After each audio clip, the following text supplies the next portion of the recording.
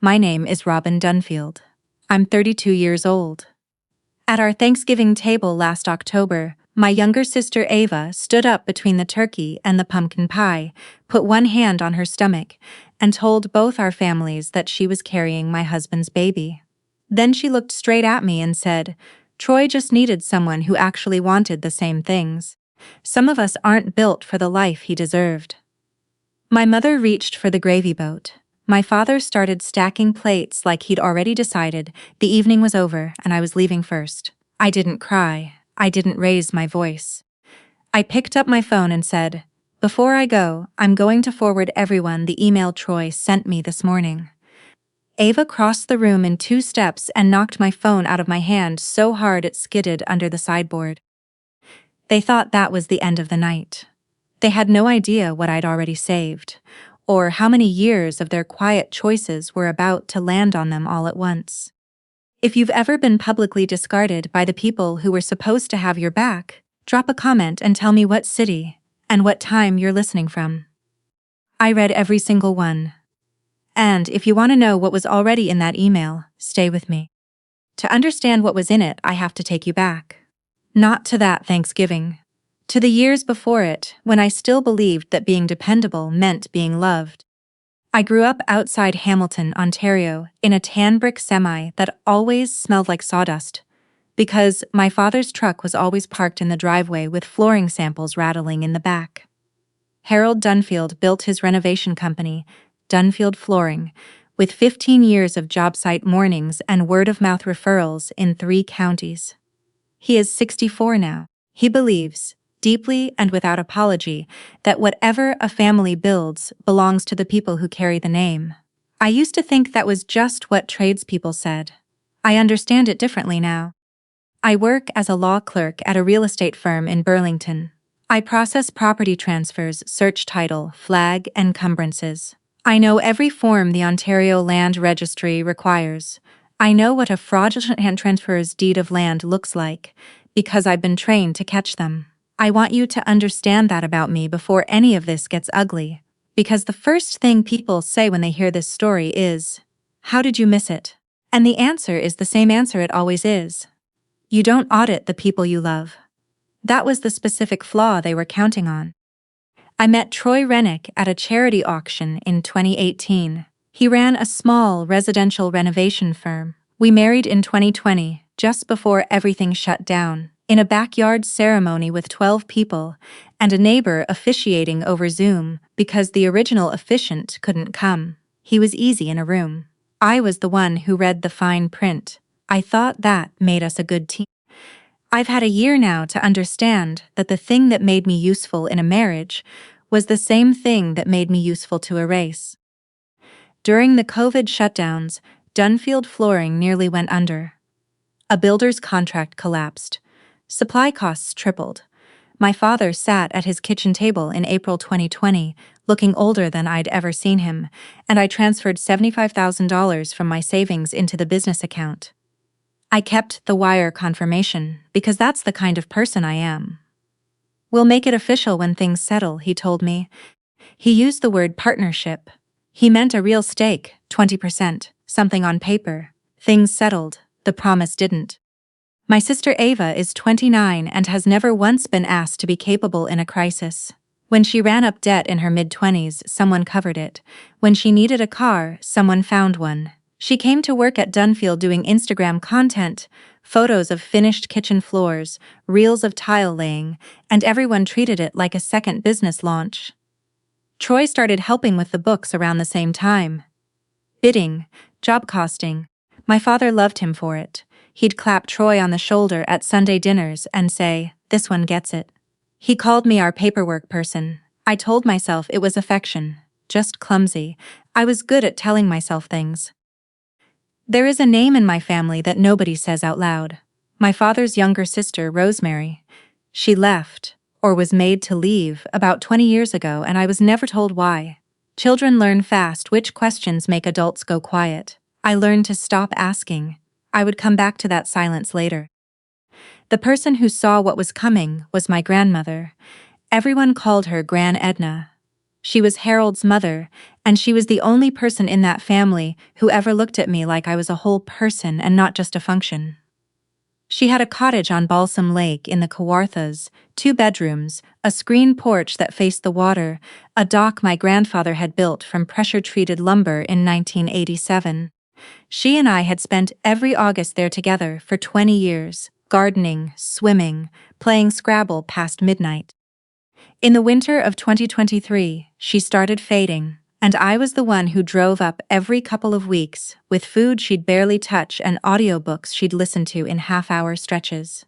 In January 2024, when she was still clear-headed enough to be deliberate, she called me into the cottage's back room and told me she'd had her own lawyer. Not Harold's, not anyone Harold had introduced. Draw up a codicil to her will. It left the cottage directly to me. "It's filed," she said. "Your name is on it and it's registered. I didn't tell your father." She held my eyes. "Don't you let anyone argue you out of what's yours." She handed me a copy in a white envelope and pointed to a green enamel biscuit tin on the shelf in the screen porch. "There's another copy in there and a letter. If it ever comes to paper, everything you need is in the tin." I thanked her and put the envelope in my car and didn't think about it again, the way you don't think about the smoke detector until there's smoke. I was busy managing her prescriptions and the visiting nurse schedule and the whiteboard calendar, taped to the fridge with her dialysis days circled in blue marker. I told myself there would be time to absorb it properly. She died in March 2024. She was 81, and she had spent the last 3 weeks of her life telling me things, in pieces, that she'd never said while she was healthy. One afternoon she took my hand and said, "Watch how your father handles my estate. He'll be very organized about it." I thought it was the medication. It wasn't. She'd known her son for 64 years. At the reception after the funeral, my father took over the way he does with anything that feels like a project. "Let me handle the estate paperwork," he told me, his hand warm on my shoulder. "You've done enough this year. Just grieve." I was so relieved to be allowed to just be sad that I said yes without thinking. I watched him take the keys from the funeral home's envelope and slide them into his coat pocket like they'd always belonged there. 3 days later, I drove out to Balsam Lake. The biscuit tin was gone from the screen porch shelf. I told myself someone had moved it for safekeeping. I was grieving. I let it go. That was what they were counting on.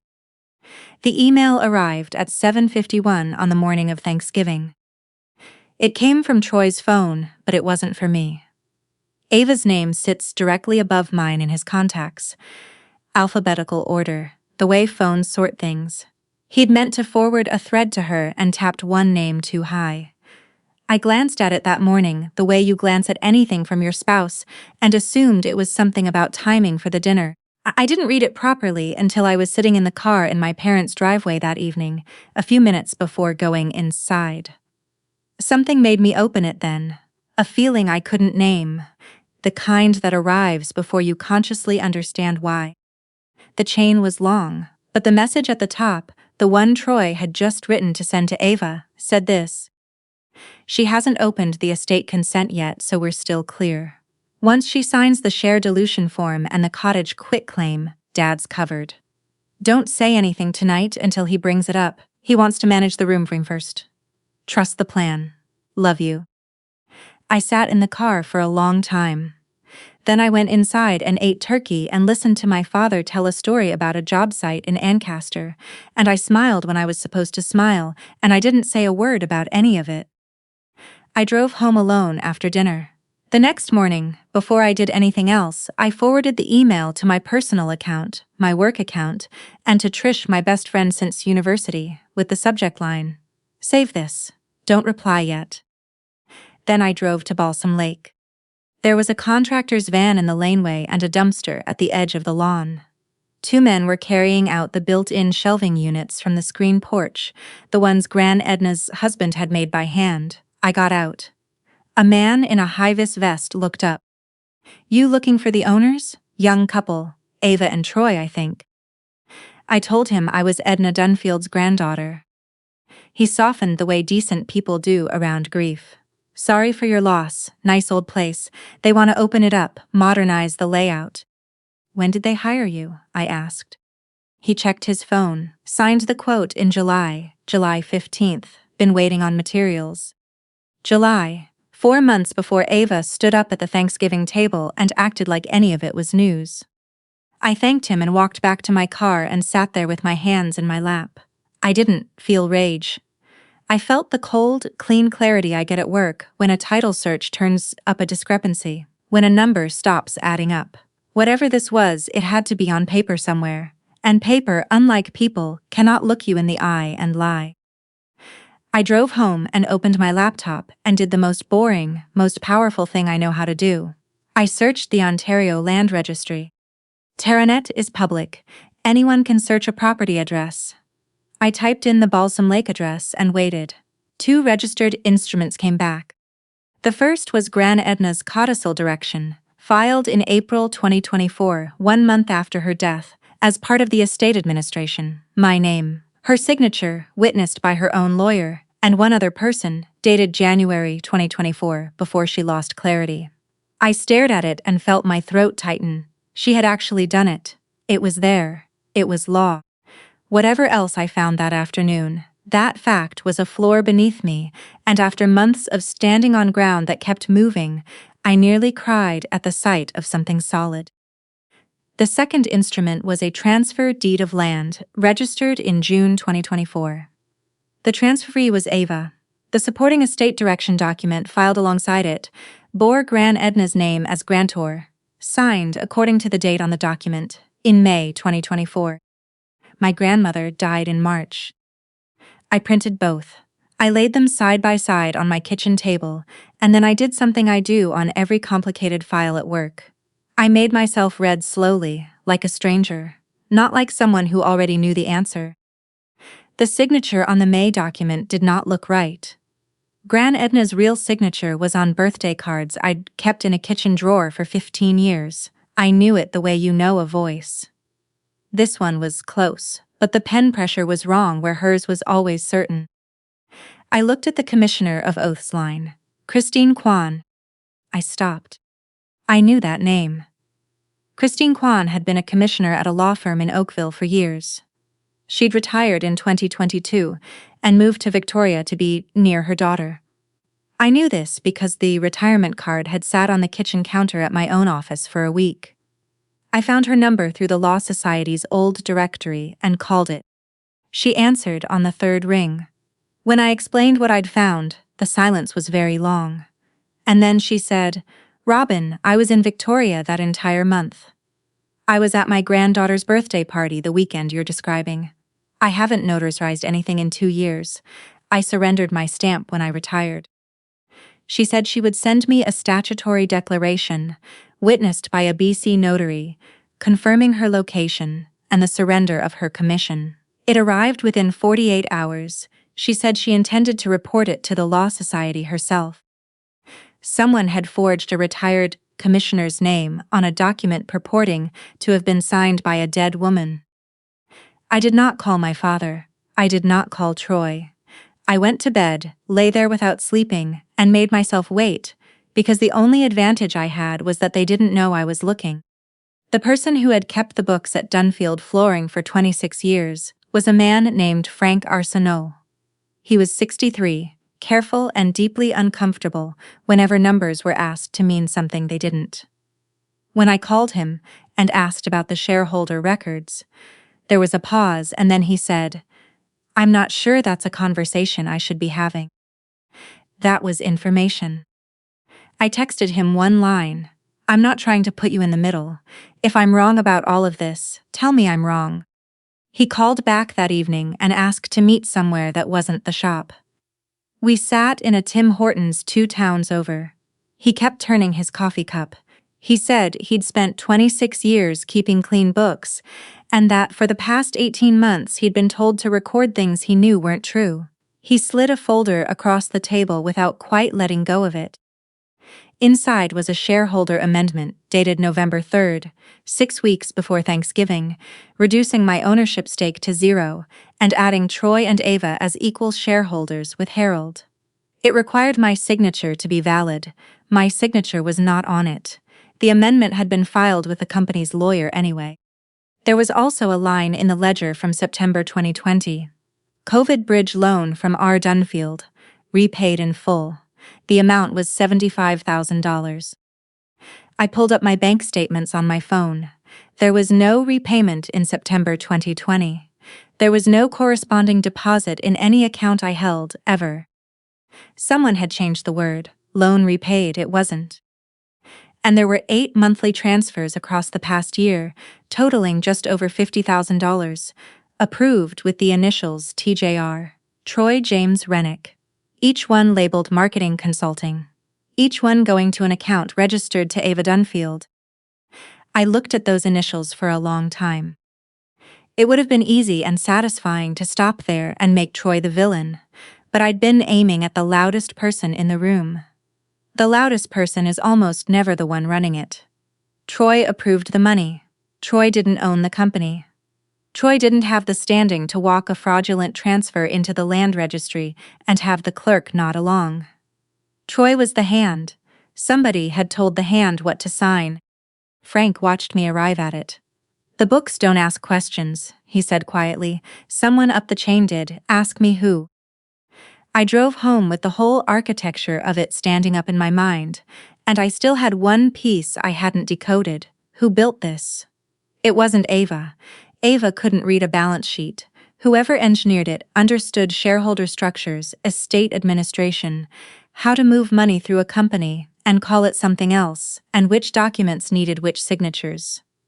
That was not my sister. She'd been handed a story and a renovation budget and told to smile. She was the face of it. She'd never once seen the machine behind her own good fortune. Finding Rosemary took a day and a half of quiet work. My father's younger sister. The name nobody said. She had a married name I didn't know, but I found a forwarding address through an old Christmas card Gran Edna had sent that came back with a sticker. It turned out Gran Edna had written to Rosemary in secret for 20 years. A grandmother who hides a relationship inside her own family has already decided who is dangerous. I found Rosemary in a small house outside London, Ontario, with Gran Edna's handwriting in a frame above the kitchen table. She was 61, she had my father's eyes, and Gran Edna's way of going very still when she was deciding whether to trust someone. She opened the door, looked at me, and something in her face folded and settled like she'd been expecting this knock. "I always wondered," she said, "how long before he did it to you too." She told me what had happened when their father died. There was a share of the original business. It had been flooring even back then. That should have gone to both of them equally. Harold had told her it was cleaner for the business to stay in one set of hands. He drew up papers and said it was just a formality, something the accountant needed. She was 25. She trusted her big brother. By the time she understood what she'd signed, the filing was done and the story was set. Rosemary was difficult. Rosemary was ungrateful. Rosemary had walked away from the family. "I didn't walk away," she said. "I was walked out and then blamed for the door." She'd been the cautionary tale, the name my childhood attached to a warning I never understood. Don't be difficult like Rosemary. He needs someone in the family to be the problem, so no one asks where the money goes. For years it was her. Then he'd handed me that role at Gran Edna's funeral, and Rosemary had watched it happen from a distance and thought, "There she goes, the next one." Then she said, "Your grandmother gave me the biscuit tin the last time I visited her, before the drives got too hard. She said, if it ever comes to paper, everything Robin needs is in here. Keep it safe for her." She set the tin on the table between us. Green enamel, slightly dented. I recognized it immediately. Inside was Gran Edna's original codicil, her copy, with her signature exactly as I knew it, and a letter in her slanted, familiar handwriting. I read it all the way through this time, without hurrying, the way I couldn't when she was alive and there was always somewhere else to be. It ended. "You were the one who came every summer. This lake is yours. Plant something here that lasts." For a few days after that, I sat with a harder question than any of the paperwork. I had enough now to take the cottage back quietly. retain an estate litigator, clear the fraudulent transfer off title, refuse to sign the shareholder amendment, and never say a word in a room where my father could manage the audience. Get my house in order and let them keep their story. No scene, no wreckage. I understood sitting there that the quiet version wasn't mercy. It was the same silence that had let him do it to Rosemary, then to me, and would let him do it to whoever came next. Protecting my mother from the truth was really protecting my father from the consequences, and the story was the thing that kept hurting people. I decided it had to end somewhere, everyone could see it. I organized everything on my dining room table like a case file, the valid codicil, and the fraudulent transfer. Christine Kwan's statutory declaration from Victoria. Frank's copies of the amended shareholder register, the relabeled ledger entry, the monthly consulting transfers with Troy's initials, the wire confirmation from April 2020 and every bank statement since, showing no repayment, the email Troy had forwarded to the wrong person on Thanksgiving morning, and Gran Edna's letter on top because it was the reason for all of it. I arranged it in the order it would land. Start with the thing that cannot be argued. Build outward from there. In November, my father sent a text to the family. Cottage meeting Saturday the 16th. Let's get the title sorted properly and put this all behind us. Bring ID. He was going to gather everyone in Gran Edna's cottage and ask me to sign away everything I owned over coffee. I typed back one word. Sure. There was a notary present when I arrived, a woman named Deborah Fisk, hired to make the signing clean. Troy stood near the window, watchful. Ava sat beside Harold at the table, 6 months along, her hands folded over the folder of documents like she'd already won. My mother wouldn't quite look at me. There were papers at my place with little colored tabs where I was supposed to sign. Let's just get this done, my father said, warm as always. Gran wanted Ava to have the cottage. You know that, Robin. Let's be a family about it. Before I sat down, I set Gran Edna's biscuit tin in the center of the table. Before I sign anything, I said, I want to make sure we all agree on what's true, just so there's no confusion later. I looked at my father. Gran left the cottage to Ava. My $75,000 was a loan that was paid back. That's the family's position? He spread his hands. That's right, it's all documented. Mum changed her mind near the end, she told me herself. I opened the tin. I laid the codicil on the table. This is Gran's codicil. Signed in January 2024 while she was still clear, witnessed by her own lawyer, registered with the estate in April. My name. I set it flat, but there's a second transfer document. I placed the Terranet printout beside it. This one is dated May 2024. Gran died in March. 8 weeks before this document was supposedly signed. I put the death certificate between them. Deborah Fisk's hand went still on the folder in front of her. That's a dating error, my father said. His voice had changed, still warm on the surface, but thinner at the edges. Happens all the time in estate admin. A clerical thing. The commissioner of oaths on the document is Christine Kwan, I said. She retired in 2022 and moved to Victoria. She was at her granddaughter's birthday party the week this was supposedly notarized. She hasn't held a commission in over 2 years. I put Christine's statutory declaration on the table. She's already reported it to the Law Society. Someone copied her old stamp. Nobody moved. Ava looked at Harold, waiting the way she always had, for him to step in, fix it, make me wrong the way he always made me wrong. Dad, she said, tell her she's wrong. Gran wanted. Did Gran tell you that herself, Ava? I asked. Or did he? My sister opened her mouth and nothing came out, and in that silence you could see the shape of it landing on her for the first time, that she had never once spoken to our grandmother directly about the cottage. She had been handed a story, a signed quote from a contractor, and a deposit receipt, and told to smile. She was the face of it. She had never once seen the machine behind her own good fortune. And the business, I said, before anyone could recover. Here's the shareholder amendment dated November 3rd that erased my stake. It needs my signature to mean anything. Here are my bank records showing $75,000 transferred into the company account in April 2020, and not 1 cent returned, no matter what the ledger was relabeled to say.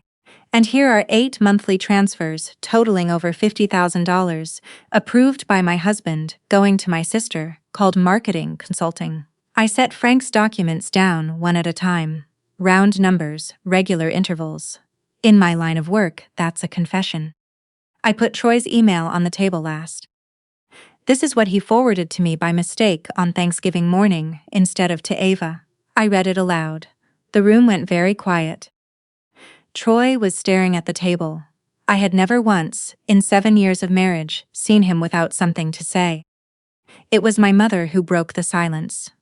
She didn't break it for me, she broke it for Gran Edna. "Harold," she said, and her voice was a register. I had never once heard from her in my entire life. "Did you sign your mother's name?" He didn't answer. That was the answer. Frank was there too. Harold had invited him as a loyal, long-standing employee, someone who would make the proceedings feel official, and Frank chose that moment to be exactly as honest as he'd always wanted to be. "Every amended entry in those books was done on his instruction," he said quietly, "to no one in particular and everyone in the room. 26 years I kept that business clean. I've got my own copies going back 2 years. I'll show them to anyone who asks." My father gathered himself. He reached for the voice he had used to end 100 family arguments before they started. Warm, certain, the voice that filled a room and made everyone feel like the situation was already handled. "Now let's all settle down," he began. "Robin, I understand you're upset, but this is a family matter, and we can work it through like adults." "No." My mother's voice cut across his. She said it once, quietly and without any trembling, and it stopped him completely. She was looking at the 2 documents on the table, the valid codicil with my name on it, and the forged one with the impossible date, and then at Gran Edna's letter, and then at Ava, and then at the space between us that she had spent 40 years pretending wasn't there. "I have made excuses for you," she said, "for a very long time. I am not making this one." And my father, for the first time in my entire life, had nothing warm left to say. Deborah Fisk closed her folder. She did it slowly and deliberately, and she did not open it again. On her way out, she told my father quietly that she couldn't be involved in filing anything based on the documentation she'd seen, and that he should retain his own counsel. The unsigned papers stayed on the table. Troy left within the hour. Ava stayed, crying, and for the first time in her life, no one crossed the room to comfort her. Rosemary had been waiting in her car at the end of the lane since I arrived, engine running. She looked at me when I stepped outside, and she did not ask a single question. "I didn't need to see the rest," she said. The weeks after were quieter and more thorough than any explosion. My estate litigator said the fraudulent transfer argued against itself. A document signed 2 months after the owner's death, notarized by a commissioner in another province who can prove she wasn't there, registered over a valid codicil that was already on title. The land registry corrected the record. The cottage was confirmed as mine. The business took longer. The shareholder amendment had been signed by Harold as both director and sole witness, which made it procedurally void without my countersignature, regardless of anything else. My stake held. We negotiated a buyout through lawyers. I had no interest in being part of that business anymore. I also brought a civil claim for the $75,000. Harold settled for $62,000, rather than let a judge read Frank's ledger copies aloud in court. I want to be honest, my father was not arrested. Some of you will want that. What happened instead was slower, and in its way heavier. Dunfield Flooring became the company where the owner had forged his own mother's signature. Contracts fell through. Old customers stopped calling. Frank left in December, then 2 senior installers, who'd been with the company since I was a teenager. You can build a name over 30 years and lose it in a season. A man whose whole religion was what a family builds inside the blood got to sit in a shop that went quiet around him, and he got to know that everyone in 3 counties knew why. Troy and Ava fell apart almost immediately. the way people do when the plan stops working and they have to look at what they actually made. He said it was her father's idea. She said he'd been the one running the numbers. Neither of them had wanted what they'd actually created. A child arriving into the middle of a war. And watching two people discover they only wanted each other when the scheme was succeeding told me everything I needed to know about what my marriage had actually been. I filed for divorce in the new year and moved out over 2 weekends while Troy was on job sites. I packed my books and left the furniture we'd chosen together in the IKEA on a Saturday afternoon 4 years ago. I found a printout in a kitchen drawer, a fertility clinic appointment from 2021, the one where he'd held my hand in the waiting room. I stood there with it for a long time. The marriage I was grieving had probably been over long before I understood it was ending, in some room I hadn't been invited to. I don't miss the man Troy turned out to be. I miss the man I thought I'd married, and I've had to grieve him like a real loss, because in a way he never existed. That's the cost nobody warns you about. Even when you win, you don't get the years back. You don't get to keep the version of the people you loved that you built to survive them. My mother left a voicemail a few weeks after the cottage meeting. "I should have protected you," she said. "I know it's too late for that to mean what it should." She asked to meet. I went, once, at a coffee shop on Lock Street, where neither of us would make a scene. She told me she hadn't known about the forged transfer, and I believed her. I told her that not knowing had been its own kind of choice, that she'd spent 40 years making very sure she never had to know anything that would require her to stand up. She had spent my whole life enforcing a story about which daughter was capable and which one needed protecting. She was only now beginning to understand what that story had cost and who had paid for it. She cried. I didn't absolve her, and I didn't punish her. Both of those would have let her off the hook in different directions.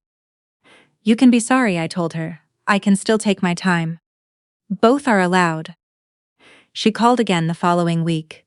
I didn't answer. That's not cruelty, that's a boundary. There's a difference, and I've learned it. Rosemary started coming to the cottage on spring weekends. 30 years of being the cautionary tale in someone else's mouth, undone by a paper trail. Gran Edna would have liked that most of all, I think. 2 of her people back in the same kitchen, unafraid of each other. In May, I drove to Balsam Lake for the first time as the owner. The renovation was half finished and not to my taste, and I found I didn't care about that at all. I let myself in through the screen porch and stood there in the quiet, listening to the lake. The light came through the sea it always had in late afternoon, slow and gold, catching the dust the way it had every summer of my childhood. I set Gran Edna's biscuit tin back on the shelf where it had always lived, and I took out her letter and read it one more time, without rushing, the way I couldn't in the hospice room when there was always something else that needed doing. You were the one who came every summer. This lake is yours. Plant something here that lasts. Her handwriting was steady and familiar, and faintly smelled of the cedar sachet she kept in every drawer, and I sat down on the floor of my own cottage and let myself feel all of it at once without managing any of it. Out back, the garden she and I had kept together for 20 years had gone rough and wild in a year, with nobody tending it. The renovation crew had trampled one of the perennial beds, hauling out the deck boards, and the whole thing looked like something abandoned. I went out and knelt in the dirt and started pulling weeds, and my hands remembered the work before my head caught up. I thought about all the summers she and I had spent out here, her telling me which things to cut back hard so they'd come back stronger. I understood that lesson better now than I ever did at 10. Rosemary arrived mid-afternoon with gloves and a flat of perennials she'd brought from her own garden. Trish came later with coffees and no advice, which is the rarest gift a friend can give. The 3 of us worked until the light went orange over the water. Edna would have liked this crew, Rosemary said. Trish looked at the overgrown beds and the half-gutted porch and the 2 women who'd shown up without being asked. This is a real family, you know, she said, easy, like it was obvious. It was. That was the phrase Ava had used to cut me open in a room full of people. Troy just needed someone who actually wanted the same things. I had carried that sentence for months like a stone in my shoe. Kneeling in my grandmother's dirt with the people who'd actually stayed, I finally understood the truth of it. A family isn't the people who share your blood and spend it against you. It's the people who show up with gloves. I didn't get a new husband out of this. I didn't get an arrest or a fortune or the satisfaction of watching anyone destroyed. I got my grandmother's cottage and her garden and her letter and the quiet, certain knowledge that my worth was never in what I could be talked into signing. It was in the fact that I stayed and read the paper more carefully than they did. I planted something that afternoon that will still be there long after everything they built on lies has come down. They started clearing the dishes to tell me I was already gone. I came back in the spring with a key that had always been mine, and I unlocked the door myself.